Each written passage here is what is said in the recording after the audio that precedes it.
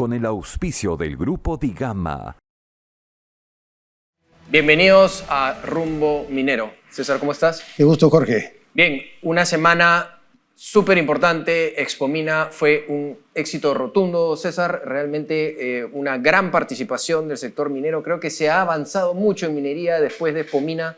Va a haber un antes y un después por la gran cantidad de calidad de expositores, viendo todos los ángulos de todas las aristas que existen en la minería y cómo solucionar problemas, y la gran presencia de ministros del extranjero de minería, ¿no?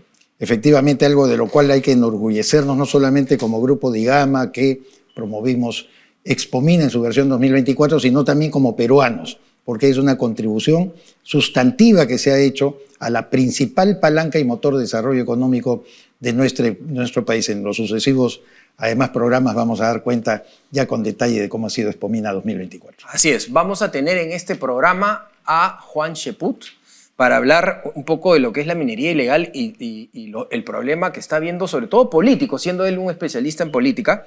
¿Y qué más vamos a tener? Bueno, el ingeniero César Gutiérrez Peña, que ha sido presidente de Petroperú, para hablar de esta entidad estatal que ustedes saben, estas 2 últimas semanas ha tenido pues vaivenes realmente increíbles. Bien, estando ya muy contentos con la labor realizada, con la misión cumplida con respecto a Expomina, queremos mostrarles una primera entrega. Vamos a tener 2 entregas más en los siguientes programas, pero una primera entrega de lo que fue Expomina para compartir con los que no pudieron asistir, y los que asistieron también podrán ver un resumen. Adelante.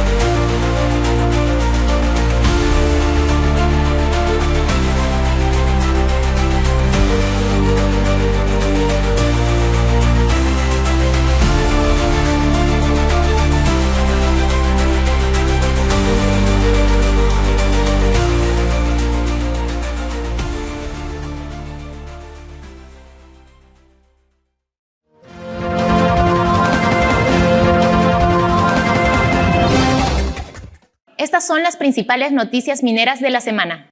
En el marco de Expomina Perú 2024 se llevó a cabo la cumbre de minería del Foro de Cooperación Asia-Pacífico, APEC, encuentro de carácter internacional que reunió delegaciones de los miembros de APEC, incluyendo grandes economías como Estados Unidos, China, Japón, Canadá, Corea del Sur, Australia, entre otros.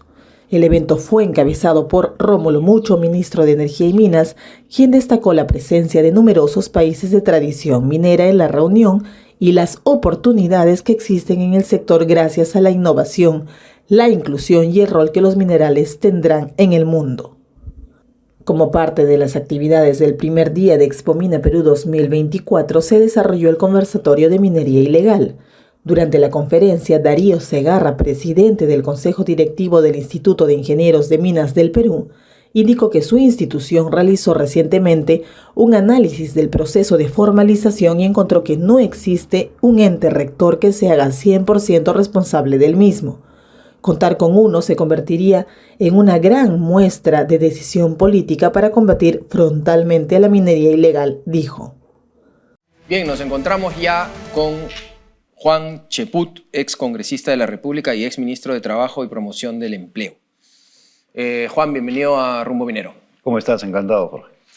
Juan, cuéntanos un poco, todos sabemos del poder que ha ganado en los últimos años la minería ilegal al punto que ya estamos hablando de comparar los montos de exportación, de inversión, parecidos a la minería formal. Increíblemente cómo ha crecido, cómo ha crecido este tema. Que por un lado uno puede decir ante un 80% de, digamos, informales, ilegales que existen en el Perú, ¿no? Uno podría decir, bueno, es normal, ¿no? Y también podría decir que es una economía, realmente es una economía que no paga impuestos, pero es una economía que va a todo el mercado, por el lado que uno podría darle ciertas, ¿no? Pero la verdad es que hemos visto también no hay, de parte del gobierno, no hay una solución a atraerlos, seducirlos hacia un pago de impuestos que sea realmente pensado y que realmente lo puedan hacer. ¿Dónde ves la solución a este problema? Bueno, en primer lugar, yo creo que a veces se romantiza el término de la minería ilegal convirtiéndolos en informales. No debemos olvidar de que la minería ilegal está creciendo raudamente porque hay una cuestión de precios y también hay una gran cantidad de personas que dependen cada vez más de ellos y sobre todo cadenas que se forman alrededor de cualquier tipo de organización criminal organizada. Entonces, cuando se romantiza el tema, se vuelve romántico, se le quiere dar un carácter de lucha contra un sector informal, pues simplemente estamos contribuyendo a que esto se consolide. En los últimos, por hablar solamente de este siglo, en los últimos 20 años, lo que hemos visto es una serie de medidas tipo ONG de tratar de traer al terreno de la formalización a quienes no lo quieren. Y por otro lado, yo creo que estos señores se han dado cuenta que el incremento de los precios le da recursos para influenciar en la política directamente. Claro. Y no solamente influencian a nivel de gobierno central o de congresistas, sino a través de gobiernos locales, municipalidades, gobiernos regionales, tienen presencia política y mediática, ¿no? Justamente eso habría que abordar con más precisión, Juan. Yo te invitaría, te convocaría a ello, porque no podemos aislar el tema de la ilegalidad o la informalidad minera como si fuera ajeno y no tenga cordones umbilicales con todo este contexto de informalidad e ilegalidad que vivimos en el Perú en muchas áreas. ¿No es cierto? Ahora que la minería ilegal ha superado al narcotráfico, incluso en capacidad y recursos económicos, tenemos que preocuparnos de lo que tú justamente estás mencionando en la última parte de tu primera intervención, la presencia política, porque el sistema político, y tú has sido testigo como congresista, resiste con la creación de nuevos partidos que no tienen ninguna identidad, que son bien de alquiler, la presencia de estas personas y las acogen para que puedan colaborar y beneficiarse de su colaboración, obviamente ilegal también. ¿Cómo podemos frenar eso? ¿Cómo cambiar el sistema político para impedir la presencia de representantes de la minería ilegal, como antiguamente lo decían los analistas Jaime Antezana y Jaime García, había narcobancadas, cosa que tú no llegaste a ver en toda su amplitud, pero que sí la hubo en el Congreso? Mira, yo creo que el problema, como ya lo señalan varios, es complejo, ¿no? Es decir, tiene diversas aristas. Y ellos se han dado cuenta de que es fácil influenciar en políticos sin que sean captados por una red de investigación o por la policía, y a partir de allí generar condiciones para seguir trabajando. Tú lo puedes ver en este Congreso y en los anteriores, en el sentido de que sacan dispositivos que los favorece sin mayor tipo de discusión, ¿no? Y aparecen todas las bancadas, tanto de derecha como de izquierda, favoreciéndolos. Tampoco olvidemos que en el año 2014, si mal no me equivoco, los mineros ilegales señalaron que le habían dado al partido de Ollantumala 900.000 soles y $49.000 a Daniel Abu Gataz. Los denunció, obviamente, ¿no? Pero un dirigente de la época, Chandubí, dijo, no, yo lo financié en el 2011. Si eso sucedía en el 2011, imagínate ahora con momentos estelares de precios y todo ese tipo de cosas, lo que está sucediendo. Entonces, desde el momento que el gobierno insiste en decisiones de carácter romántico, porque yo lo considero así, de decir vamos a convocar a los formales, si no pueden con los formales de otros sectores, la informalidad en el Perú es de 80%, menos van a poder con la economía ilegal, delincuencial. Entonces se tienen que adoptar medidas como en Colombia. Mira, yo he estudiado 4 años en Colombia y ahí tú no puedes poseer $1. Y si quieres cambiarlo tienes que presentar tu DNI y una serie de cosas. Acá los dólares son moneda de cambio sin ningún tipo de problemas, y yo creo que se tiene que abarcar la cadena de producción de estos señores, es decir, proveedores, cortarle los insumos, establecer un comité en el cual intervengan no solamente el ministro de Energía y Minas, que lo preside el Premier, sino también todos aquellos ministros que tienen que ver con la cadena de producción para de esa manera atacarle en diversos lugares, porque por algo estamos hablando de una delincuencia organizada que tiene diversos estamentos, tiene hasta hoteles, o sea, tiene todo para poder funcionar. Ahora que hablas del romanticismo, ¿qué te parece esta propuesta del gobierno de hacer una alternativa parecida a la de vida con el narcotráfico, teniendo como 3 ejes principales: la formalización, erradicación y recuperación del medio ambiente? Mira, en ese sentido, con lo de debida, ¿cuáles son los resultados? Una política pública se mide en función de sus resultados. Y en este caso, ¿qué ha pasado con debida en los últimos años? La cantidad de hectáreas de coca se ha incrementado terriblemente. ¿Por qué? Porque no hay forma de competir. Mira, cuando yo era ministro de Trabajo, estaba buscando la forma de sacar a los campesinos, sobre todo a los menores de edad, de la parte de la recolección de la hoja de coca. Y se generaron una serie de proyectos que venían del pasado para volverlos a esos jóvenes que no trabajen bajo el narcotráfico, sino en proyectos del ministerio. Y lo que pagaba en forma diaria el narcotráfico era 15 veces más, no 10 ni 5, 15 veces más diario de lo que pagaba el ministerio. Con eso no hay forma de competir.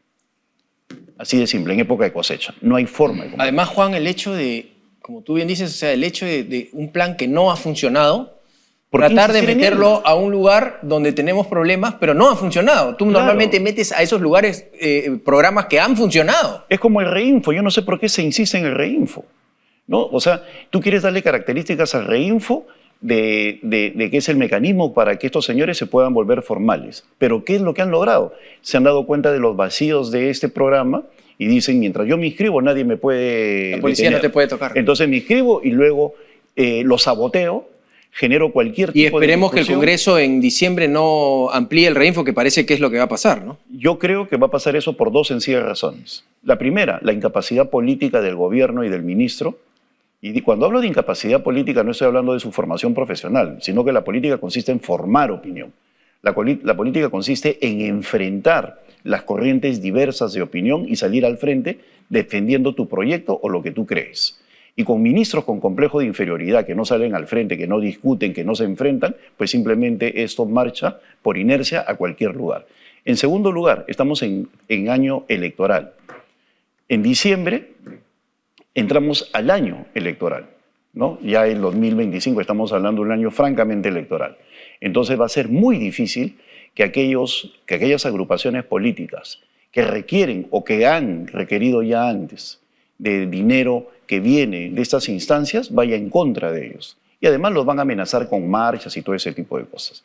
Y cuando el ministro presenta, seguramente empujado por asesores de buena voluntad, un proyecto de ley como el MAPE que dice que lo está socializando, para mí, para lo único que va a servir ese proyecto de ley del MAPE va a ser como pretexto para decir, mientras se implementa la nueva ley o mientras se hace el reglamento, ampliemos el Reinfo. Claro. Es decir, es el perfecto pretexto para ampliar el Reinfo. El perfecto nuevo pretexto. El perfecto no. ¿Por qué? Porque ese proyecto de ley, que ni siquiera podemos discutir de él porque no es algo definitivo, sino que lo están socializando, palabra que para mí también es, no entiendo, es una palabra ONG-nera, porque la discusión debería ser a todo dar, ¿no? El ministerio debería organizar seminarios y las universidades, y sobre todo un ministro, si cree en un proyecto, tiene que salir a decirles a todo el mundo, yo creo en esto, y convencer, e ir al Congreso, a la Comisión a convencer, no decir aportes.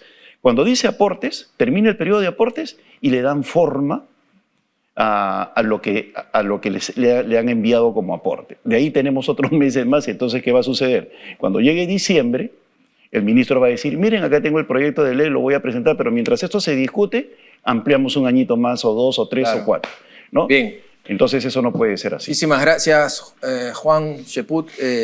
Muy claro en tus argumentos. Muchas gracias por estar por primera vez acá en Rumbo Minero. Y esperamos tenerte en otra oportunidad porque hay mucha tela que cortar en el sector minero que le trae tantos recursos al gobierno, a los peruanos, pero que tenemos que, por un lado, la formalidad, tenemos que hacer que las inversiones sean mucho más grandes y tener que arreglar este problema que tenemos acá. No, y sobre todo el Perú tiene que entender que no se puede vivir de espaldas a la minería formal. Así es. La minería es nuestra gran fuente de recursos y por lo tanto tenemos que verla con otros ojos distintos a la forma como la han diseñado personas que están en contra de ella, ¿no? De acuerdo. Muchísimas gracias. Gracias. Bien, vamos a una pausa comercial y regresamos. Prepárate para convertirte en un talento de la industria minera estudiando y viviendo en un mismo lugar. En menos de 11 meses puedes alcanzar tus sueños con una carrera técnica en CETEMIN, el único internado en Perú. Ofrecemos un entorno completo para tu formación con todo lo que necesitas para estudiar y triunfar. Visita cetemin.edu.pe. Bien, en nuestro bloque internacional nos encontramos ahora enlazados con José González, editor internacional de la revista Rumbo Minero. En nuestro bloque América Mining nos conectamos a Nueva York. José, ¿cómo estás? ¿Qué tal? Muy bien, Jorge. Encantado siempre estar con ustedes todas las semanas. José, cuéntanos un poco. A ver, hay un tema bien importante. El asesor de seguridad nacional del presidente Joe Biden, Sullivan, se ha reunido en Beijing con el presidente de China, Xi Jinping, confirmado luego de la reunión que el presidente Biden asistirá a la reunión de APEC en el Perú en noviembre, habiendo confirmado el presidente con anterioridad que asistirá a la misma. Además, obviamente, de inaugurar el puerto de Chancay, ¿tú crees que se repetirá una cumbre después de la que tuvieran en San Francisco el año pasado? ¿Cuáles podrían ser las implicancias para la minería peruana, que es lo que nos aboca un poco, ¿no? O sea, ok, van a venir los presidentes, obviamente Estados Unidos y China siempre cortan la tela de otra manera, ¿no? Mucho más importante, pero tenemos el puerto de Corío, tenemos varias inversiones todavía y estos dos titanes de la economía mundial podrían influenciar en una inversión mayor en lo que es minería en el Perú. Así es, Jorge. Jake Sullivan, que había visitado China para reunirse con funcionarios del gobierno chino, habiendo sido la reunión con Xi inesperada, no estaba en la agenda. Según los reportes de la Casa Blanca, en la reunión Sullivan llamó la atención a Xi sobre la política china de seguridad económica que está haciendo que el país restrinja exportaciones de tecnología, dé preferencias a empresas chinas y subsidie los negocios en China con precios inferiores a los de los países extranjeros. Para Sullivan, tales medidas ejercen un impacto importante en las empresas occidentales y en las cadenas de suministro. El asesor de seguridad nacional también señaló que su viaje a China tuvo que ver con facilitar la relación entre los dos países en vista del cambio de gobierno en enero próximo, sosteniendo que la vicepresidenta Harris ha sido miembro central de la política exterior de la administración Biden, compartiendo la visión del presidente en cuanto a administrar la competencia entre ambos países responsablemente a fin de que no se entorne el conflicto, promoviendo la comunicación a alto nivel entre ambos gobiernos. Antes de concluir su visita a China, Sullivan señaló que Biden y Xi hablarían por teléfono las próximas semanas y que ambos líderes se reunirán en persona en el marco de la APEC en Perú. Ya el gobierno chino ha comunicado a la embajada del Perú que Xi asistirá y el gobierno norteamericano ha hecho lo mismo. En respuesta a la reunión, Xi sostuvo que Beijing espera que Washington encuentre la manera correcta de relacionarse con China. Pese a que ambos países han experimentado grandes cambios, el compromiso de China para una estable, saludable y sostenible relación entre ambos países permanece sin cambios, dijo Xi. Los mensajes entre ambos países enmarcan precisamente lo que podrían ser las discusiones entre Biden y Xi en su encuentro en la APEC, en un marco adecuado para reunirse en territorio neutro. En la última reunión en San Francisco, el año pasado, las conversaciones giraron a retomar las relaciones entre ambos países suspendidas por la guerra de tarifas que estableció la administración Trump y la COVID, los frentes de conflicto a nivel global y las necesidades energéticas de ambas naciones. Observadores internacionales esperan que la reunión en Lima continúe el diálogo en tales temas, incidiendo en las posiciones de ambos países con relación a los recursos minerales globales y las cadenas de suministro vinculados a los mismos. De hecho, ya se está señalando que la PEC de Perú será la PEC de la minería, tomando en cuenta que Xi inaugurará el puerto de Chancay, que le dará una ventaja estratégica en la región. El embajador del Perú en Washington, Alfredo Ferrero, subrayó subrayó la importancia del puerto, el potencial puerto en Corío, en Arequipa, al presidente Biden personalmente cuando entregó sus credenciales. El nearshoring, el friendshoring, que ve al Perú como una fuente importante de refinación de metal, también debería ser una de las propuestas que haga Biden durante su visita al Perú. De hecho, la minería en el centro del encuentro, Jorge. Claro, y sin duda APEC 2024 con sede del Perú ha empezado a hacer de la minería justamente con la Expomina que acabamos de realizar. Dime, José, la cotización del oro pues ha experimentado todavía un alza significativa, ya ha pasado el límite promedio de $2.500 la onza, y esto nos lleva un poco a mirar cómo anda el mercado de los contratos a futuro del oro y cómo se pueden reflejar estas alzas en las cotizaciones. Así es, César. En las últimas semanas el oro se ha mantenido alrededor de la marca clave de los $1.500 la onza, fluctuando alrededor de los máximos históricos debido a la presión de un dólar más fuerte y el aumento en los rendimientos de los bonos de las economías del G7. Según Trading Economics, las cotizaciones del metal precioso han variado fundamentalmente con relación a los datos económicos de los Estados Unidos, que indican una ralentización de la inflación y una desaceleración en la creación de empleo, que apoyan las expectativas de un recorte de las tasas de interés de la Reserva Federal norteamericana, sugeridas por el presidente de la misma, Jerome Powell, en la reunión de banqueros centrales en Jackson Hole, Wyoming, hace unas semanas. Los mercados financieros esperan un recorte sustancial en las tasas de interés del Fed Funds, que es el interbancario norteamericano, de 50 puntos básicos, eso es 0.50% en este septiembre, a pesar de un crecimiento económico mejor de lo esperado, que podría hacer que el recorte no sea de 50 puntos básicos, sino de 25 puntos básicos. Sin embargo, los mercados financieros siguen esperando que en las 3 reuniones que quedan del Comité de Mercados Abiertos de la Fed se corten las tasas de interés de Estados Unidos en 1%. Hay que tomar en cuenta que en general las cotizaciones del oro se mueven contrariamente a las tasas de interés. Si estas suben, el oro baja; si estas bajan, el oro sube. Muchísimas gracias a José González por esta importante información. Nos vemos la próxima semana y esperamos tener más noticias. Muchas gracias. Encantado siempre.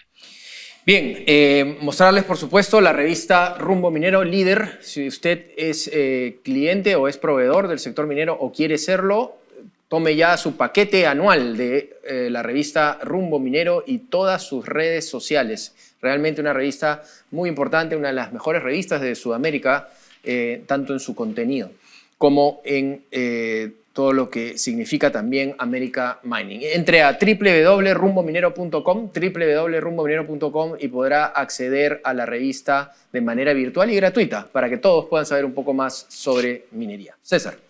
Sí, Jorge, es momento de presentar el segmento de activos mineros, APSAC. La situación ambiental en Loroya era sumamente compleja. El Perú tuvo que asumir su responsabilidad tutelar de velar por la salud de la población y el ecosistema. Anteriormente las calles, las pistas eran barro, eran tierra, entonces ahí estaba la contaminación.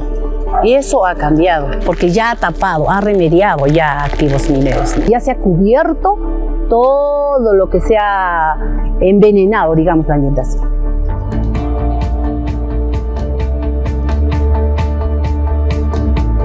Hoy en día ya Alto Marcabay ha desarrollado bastante, uno en el comercio, uno en el transporte, se ha creado fuentes de trabajo, ya es otra calidad de vida prácticamente.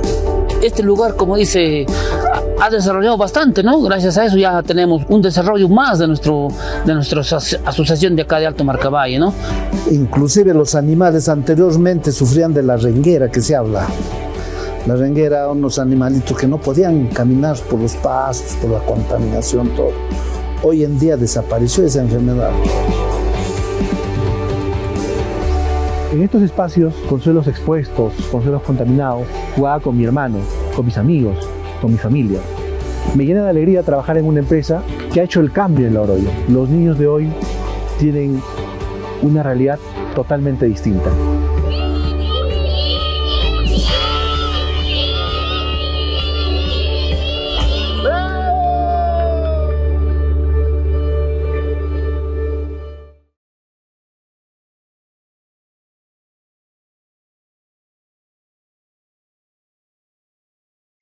Bien, nos encontramos ahora con César Gutiérrez, como todos sabemos, expresidente de Petroperú, y una de las personas que más conoce sobre esta problemática. Seguimos hablando del tema de Petroperú porque la verdad es que no es un tema menor, no es solamente una empresa pública, sino que además a todos los peruanos nos duele muchísimo los aportes que todo el tiempo se están dando para que sobreviva. César, bienvenido a Rumbo Minero. Gracias, Jorge. Bueno, gracias por la invitación. Encantados. Cuéntanos un poco, se habla otra vez del salvataje, se habla otra vez de que tenemos que ayudarla porque si no ayudamos a Petroperú, entonces quedamos. Tú hablabas hace un tiempo acá sobre tratar de hacer me parece una insolvencia, una liquidación, ¿no? Y como los clubes peruanos, ¿no? De fútbol. Con las nuevas información que tienes, ¿por dónde deberíamos caminar con respecto a Petroperú? Ya la realidad es que las cosas, las soluciones cada vez van siendo menos, ¿no? Menos opciones. Y otra cosa que te quería preguntar también dentro de esta pregunta es, si Petroperú cae también unos grados el grado de inversión, eso quería que nos aclararas también. Mira, insolvencia, cuando hablaba hace 6 meses, pensaba en insolvencia local, porque hay dos temas, el local y el internacional. En el internacional tenemos 3.000 millones de dólares en Nueva York, que era otra cosa. Allá había que ir a lo que le llaman los americanos el Chapter 11. Y la insolvencia local está pensando en los acreedores locales, en los cuales están los proveedores. Mi iniciativa era porque ellos manejarán la empresa y se interesarán en poder generar flujo que pueda pagar sus propias creencias. Pero eso ya pasó de moda, pues porque el Estado se convirtió en el principal acreedor local. Así que insolvencia para nomás el mismo Estado no tiene sentido. Ahora, ha persistido desde agosto del 2023 la necesidad de 2.000 millones de dólares.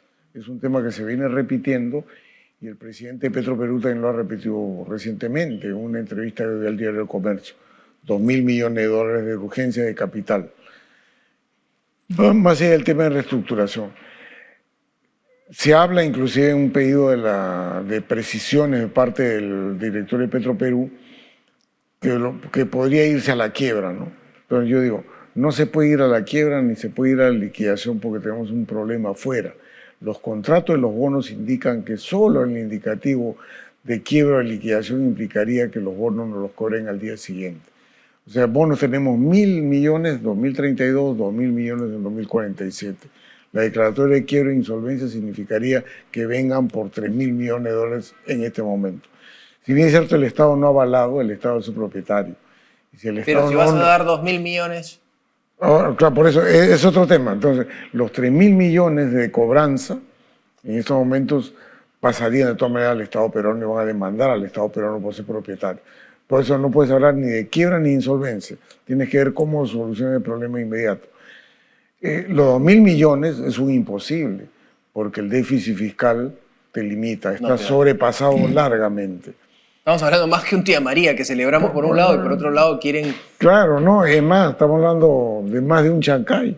Podría ser un puerto de Chancay con vuelto incluido, ¿no? Chancay por un lado se hace tanto esfuerzo para las cosas y por otro lado se quiere simplemente meter un cheque y... Claro, y el otro tema es que han estado gestionando deuda todo el mes de julio y agosto en los mercados internacionales con garantía soberana. Pero como el patrimonio se ha reducido a 1.100 millones y la deuda es 8.500, el ratio de deuda-patrimonio es 8 veces. Entonces lo que le dicen los bancos internacionales, está bien, yo te creo tu garantía soberana, pero baja el ratio deuda-patrimonio. Y eso significa capitaliza Estado tu deuda. Pero es un problema también para el MEF. Porque hoy día las deudas como préstamos son 1.550 millones de dólares con el Estado. Uno directamente con el MEF y otra a través del Banco de la Nación garantizado por el MEF. Pero César, ni siquiera patear para el 31 de julio de 2028. Es otro tema. Para terminar para ir aterrizando en ese punto de vista. Si yo, por ejemplo, capitalizo los 1.550, hoy día los 1.550 aparecen en la contabilidad del Estado como cuenta por cobrar. Si capitalizo aparece como egreso y se va al déficit fiscal. Tampoco puedo capitalizar en este momento. Lo que ha hecho el MEF recientemente es anunciar que la deuda de 1.550 la está postergando al 2028. Eso está bien, alivia, pero no es suficiente.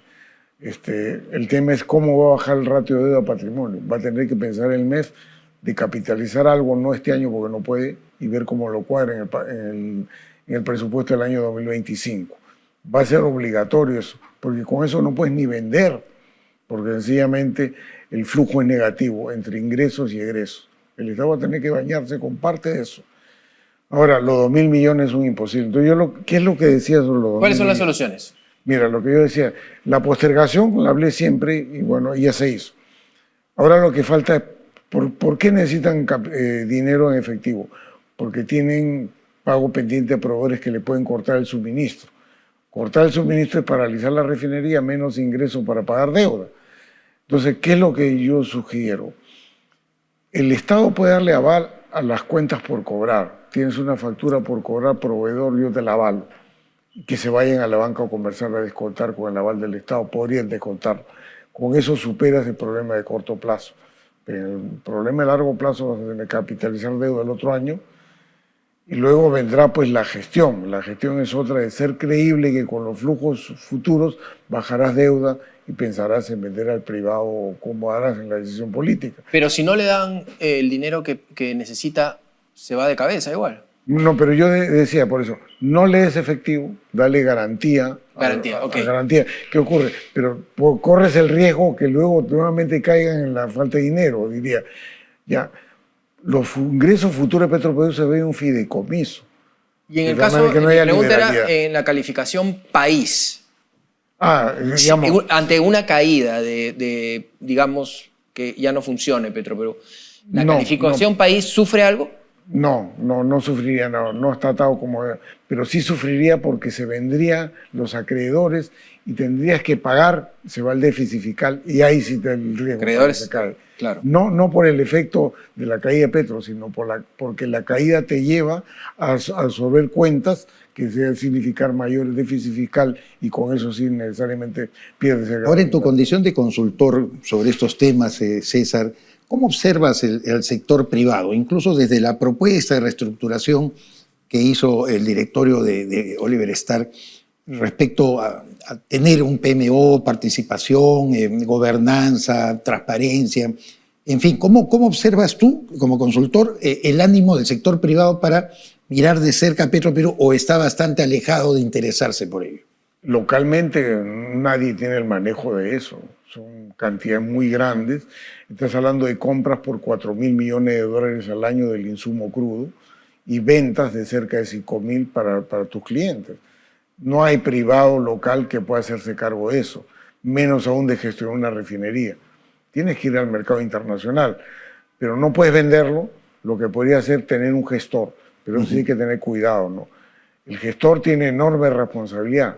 Los 4.000 millones de compra, los 5.000 millones de venta, la administración de 16 terminales de almacenamiento y la reestructuración de la deuda. Tiene que ser un a uno y un proceso completamente transparente, porque por hacer eso... Y con gran espalda financiera, me imagino, ¿no? Claro, pero el reestructurador, digamos, el gestor es un gerente, no ponga plata. Tiene que buscar la plata, reestructurar, hablar con el Estado, capitalizar deuda con el Estado, conversar con el Estado. Pero tiene que ser a uno, súper transparente el proceso, saber cuáles son las tareas que se le dan, en qué condiciones y cuánto se le va a pagar. Si no hay transparencia en eso, la situación yo creo que se vuelve mucho más grave porque los propios ojos de los financistas va a generar mucha duda lo que se puede hacer. Muy bien. Muchísimas gracias, César, por estar con nosotros. César Gutiérrez, como siempre, muy claro en tus conceptos.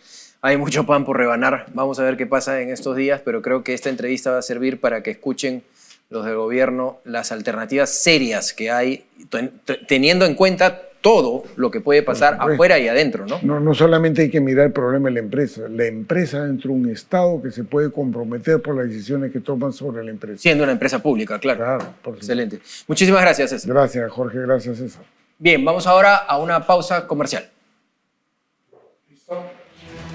Puta, que mejor que le metan un... Somos la central de compras de suministros industriales líder en el Perú. Contamos con 53 años de experiencia ofreciendo un servicio de abastecimiento eficiente, flexible y confiable, con una oferta de más de 1 millón de códigos en alianza con proveedores nacionales y extranjeros. Visítanos en www.efc.com.p. EFC, lo necesitas, lo hacemos. A continuación, acompáñenos a ver el bloque de proveedores. En Rumbo Minero TV damos pase al bloque de proveedores del sector minero. En nuestro bloque de proveedores de Rumbo Minero le damos la más cordial bienvenida a Paolo Fontis, él es Regional Sales Manager de Bradken, una importante empresa con presencia en el mercado nacional. Precisamente, y saludando por supuesto este enlace, le preguntamos a Paolo cuántos años viene trabajando en el sector minero Bradken y cuál es el portafolio de productos y o servicios que brinda. Bien, gracias César por la invitación. Bradken es una empresa especialista en revestimientos de acero para minería. Ya tenemos en el rubro 100 años de experiencia a nivel mundial. Actualmente contamos con 9 fundiciones repartidas en el mundo de manera estratégica para proveer a todos los clientes. En Latinoamérica, nuestra presencia data del 2006. Tenemos desde ese tiempo clientes como Antamina, Las Bambas, Cerro Verde y actualmente Quellaveco. En estos últimos 2 años que ha transcurrido, Bradken ha invertido ya en Perú. Hemos adquirido una planta de híbridos en Lima, la cual completa o complementa las necesidades de nuestros clientes en tipos variados de revestimientos. O sea, no solo en acero, sino también en híbrido. Bradken, a la par, este año está invirtiendo en una fundición que se está instalando ya en Chilca para proveer a todo Sudamérica. Bradken trabaja de manera muy personalizada con sus clientes para encontrar soluciones específicas, porque cada cliente es una historia distinta. Muy ajustándose siempre a sus metas, involucrándose siempre con todas las áreas. Por ejemplo, trabajamos directamente con el área de mantenimiento, también con operaciones planta y con metalurgia, ¿no? Que son los que nos brindan la información necesaria para los mejores servicios que podemos dar con los clientes. Estupendo, Pablo. Cuéntanos cómo ha evolucionado la innovación y la tecnología en Bradken en sus actividades que realiza en nuestro país. En la actualidad, al igual que nuestros clientes que han migrado de centros de control, de operación en tiempo real, nosotros también hemos apostado por tecnología. En la actualidad, nosotros ofrecemos una tecnología que se llama Smart Liner, que la estamos aplicando en revestimientos para chutería, para chutes de transferencia de material en las fajas, que nos van a permitir ir dando el desgaste en tiempo real. Esta misma tecnología ya la estamos probando en revestimientos para molinos y esperamos tener resultados positivos para finales de este año y estar instalándolas ya en operación en el próximo año. También contamos con apernado exterior en molinos, esto con la finalidad de evitar la presencia de trabajadores dentro del molino en el momento del relining o del cambio de los revestimientos, y así no dejar en exposición a los trabajadores. Además que podemos integrar una tecnología que nos permita minimizar tiempos de instalación. Del mismo modo, ofrecemos también pernos con torque en tiempo real. La ventaja de este tipo de tecnologías es que hayan roturas de pernos o por lo menos prevenirlas, ¿no? Para que los mantenimientos sean mantenimientos preventivos más que mantenimientos de emergencia. Finalmente, te agradeceríamos que nos comentes acerca de cómo hacen el seguimiento al cliente, la etapa postventa. Perfecto. Con los clientes lo que buscamos no es una venta simple en realidad, sino una sinergia entre el cliente y Bradken.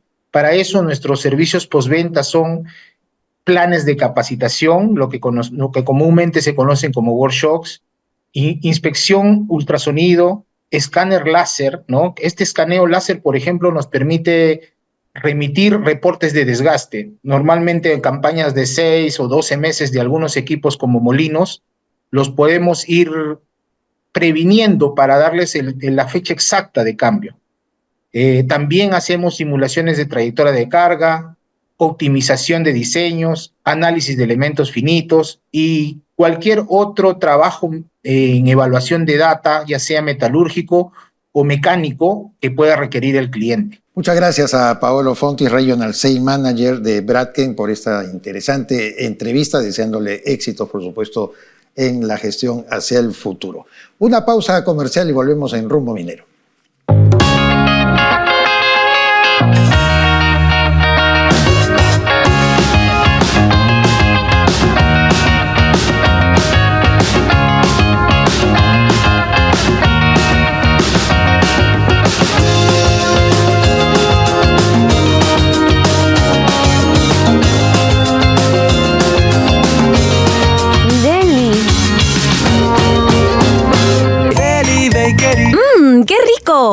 Bien, llegamos al final.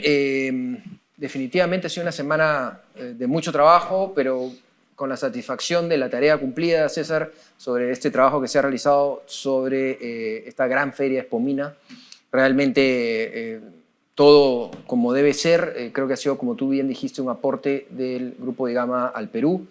Y creo que va a dar mucho que hablar en los próximos días, que ya lo está haciendo, pero va a dar todavía mucho que hablar.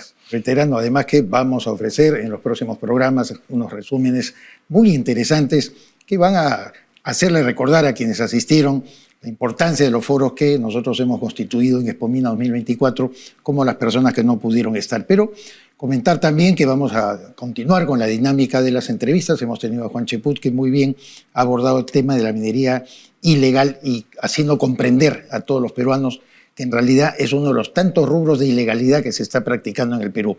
No lo aislemos del contexto, ¿no? Y César Gutiérrez, que nos habla de Petroperú. Así es, César Gutiérrez dándonos cada vez menos salidas, pero realmente es una situación muy complicada la de Petroperú. Nos ha explicado las implicancias, además, en el extranjero, con los bonos.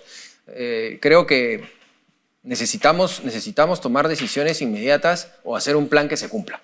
Pero la cuestión es que vamos a seguir tocando este tema hasta que Petroperú llegue a un nivel o simplemente haya una liquidación, no lo sabemos, hay muchos caminos. Seguiremos llamando a los especialistas para aportar a las empresas, aportar al gobierno diversas opiniones, voces de los experimentados. Bien, muchas gracias por estar con nosotros, tanto César Campos como Jorge León, les agradecemos, siempre por la misma señal, y en unos minutos viene Perú Construye. Muchas gracias.